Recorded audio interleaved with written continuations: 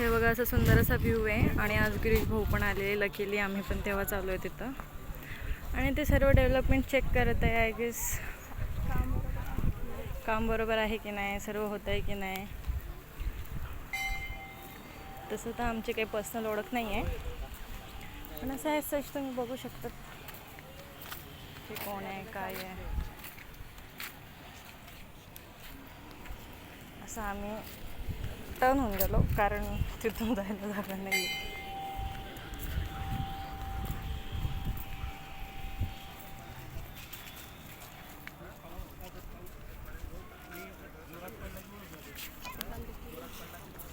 देखिएगा future collector समोर